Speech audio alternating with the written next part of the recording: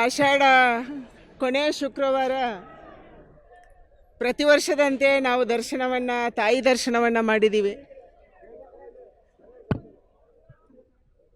ರಾಜ್ಯದಲ್ಲಿ ಬರಗಾಲ ಇದೆ. ಒಂದೇ ಖುಷಿಯ ಸಂಗತಿ ಅಂದರೆ ನಮ್ಮ ಕಾವೇರಿ ತುಂಬ್ತಾ ಇದ್ದಾಳೆ. ಇದೇ ಪರಿಸ್ಥಿತಿ, ಇದೇ ಮಳೆ ರಾಜ್ಯದ ಎಲ್ಲ ಕಡೆ ಬರಲಿ, ರಾಜ್ಯದ ಬರಗಾಲ ದೂರ ಆಗಲಿ. ತಾಯಿ ಚಾಮುಂಡೇಶ್ವರಿ ನಮ್ಮ ನಾಡ ದೇವತೆ, ನಾಡಿಗೆ ಅವಳು ಹರಸಲಿ ಅನ್ನುವಂಥ ಪ್ರಾರ್ಥನೆಯನ್ನು ನಾವು ಸಲ್ಲಿಸಿದ್ದೀವಿ. ತುಂಬ ಖುಷಿಯಾಗುತ್ತೆ ತಾಯಿಯನ್ನು ಕಂಡಾಗ. ಅವಳು ರಾಜ್ಯದ ಮತ್ತು ದೇಶದ ರಕ್ಷಣೆಯನ್ನು ಮಾಡಬೇಕು.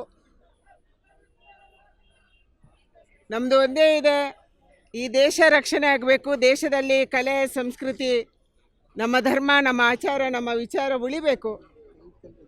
ನಮ್ಮ ಮಠ, ನಮ್ಮ ಮಂದಿರ, ನಮ್ಮ ದೇವಸ್ಥಾನದ ಆಚಾರ ವಿಚಾರಗಳು ಉಳಿಬೇಕು ಅಂದರೆ ಇದಕ್ಕೆ ಪೂರಕವಾಗಿರುವಂಥ ದೊರೆಗಳು ಬೇಕು ಅಂತ ಹೇಳ್ತಾ ಇದ್ದಾರೆ. ಹಿಂದೆ ಮಹಾರಾಜರಿದ್ದರು, ಇವತ್ತು ಒಂದು ಚುನಾಯಿತ ಸರ್ಕಾರ ಇದೆ.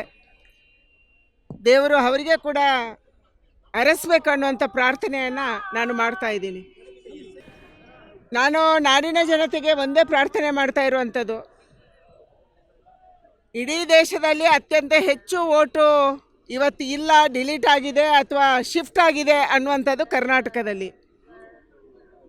ಯಾರ್ಯಾರು ಕರ್ನಾಟಕದ ಜನ ಕರ್ನಾಟಕದಲ್ಲಿ ನೆಲೆಸಿದ್ದಾರೆ ಅವರು ವೋಟರ್ ಲಿಸ್ಟಲ್ಲಿ ಇನ್ನೂ ಸೇರ್ಕೊಂಡಿಲ್ವೋ ಅಥವಾ ಎನ್ಯುಮರೇಷನ್ ಫಾರ್ಮ್ ತುಂಬಿಲ್ವೋ ಅವರು ತಕ್ಷಣ ಈ ಕೆಲಸವನ್ನು ಮಾಡಬೇಕು ಅನ್ನುವಂಥ ಪ್ರಾರ್ಥನೆಯನ್ನು ಮಾಡ್ತಾ ಇದ್ದೀನಿ. ಹಲವಾರು ಜನ SIR ಆದ ತಕ್ಷಣ ಅವರವರ ಊರಲ್ಲೇ ಓಟ್ ಇರಬೇಕು ಅನ್ನುವಂಥದ್ದನ್ನು ಮಾಡ್ತಿದ್ದಾರೆ. ಇವತ್ತು ನನ್ನ ಕ್ಷೇತ್ರದಲ್ಲಿ 50% ಆಗಿಲ್ಲ.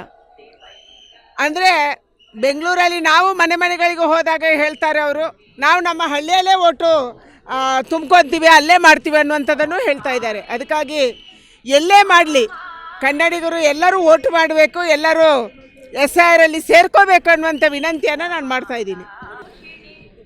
ಯಾವ ಜನ್ಸಿ ಪಾಪ್ಯುಲೇಷನ್ ಇದೆ, ಇದೊಂದು ಹೊಸ ಜನರೇಷನು. ನಾವು ಚಿಕ್ಕವರಿರುವಾಗ ನಮ್ಮ ಕೈಗೆ ಮೊಬೈಲ್ ಇರಲಿಲ್ಲ, ಇಂಟರ್ನೆಟ್ ಇರಲಿಲ್ಲ, ವಿದೇಶದ ಯಾವುದೇ ಮಾಹಿತಿ ಇರಲಿಲ್ಲ. ಆದರೆ ಇವತ್ತಿನ ಯಂಗ್ಸ್ಟರ್ಸು ನಮಗಿಂತ ಹೆಚ್ಚು ಬುದ್ಧಿವಂತರು. ದೇಶ ಚೆನ್ನಾಗಿರಬೇಕು, ನಾವು ಚೆನ್ನಾಗಿರಬೇಕು ಮತ್ತು ಆ ರೀತಿಯ ಒಂದು ಮಾಹಿತಿಯನ್ನು ಪಡೆದು ಆ ರೀತಿಯಲ್ಲೇ ಯೋಚನೆ ಮಾಡ್ತಾರೆ. ಜೆನ್ಸಿ ಜನ್ರೇಷನನ್ನು ಸರಿದಾರಿಯಲ್ಲಿ ತೊಗೊಂಡೋಗೋದು ನಮ್ಮೆಲ್ಲರ ಕರ್ತವ್ಯ ಇದೆ. ಅದು ಸಮಾಜದ ಕರ್ತವ್ಯನೂ ಹೌದು, ತಂದೆ ತಾಯಿಗಳ ಕರ್ತವ್ಯನೂ ಹೌದು, ಸರ್ಕಾರದ ಕರ್ತವ್ಯನೂ ಹೌದು.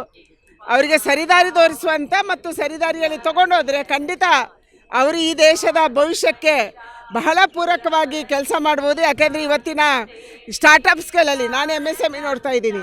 ಯಾರು MSMEಯಲ್ಲಿ ಸ್ಟಾರ್ಟಪ್ ಮಾಡಿದ್ದಾರೆ ಇಂಥ ಬುದ್ಧಿವಂತರು, ಕಲ್ಪನೆ ಮಾಡ್ಕೊಳ್ಳೋಕ್ಕೆ ಸಾಧ್ಯ ಇಲ್ಲದಷ್ಟು ಬುದ್ಧಿವಂತರು ಮಕ್ಕಳು ಅಲ್ಲಿದ್ದಾರೆ. ಹೊಸ ಯೋಚನೆ ಮಾಡ್ತಾರೆ.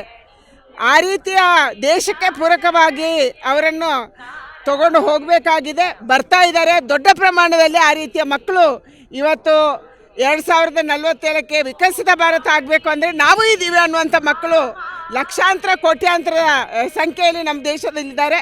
ಅವರನ್ನು ಪೂರಕವಾಗಿ ಖಂಡಿತ ನಾವು ಮುಂದೆ ತಗೊಂಡೋಗೋಣ, ಅವರಿಂದ ದೇಶಕ್ಕೆ ಲಾಭ ಆಗುತ್ತೆ.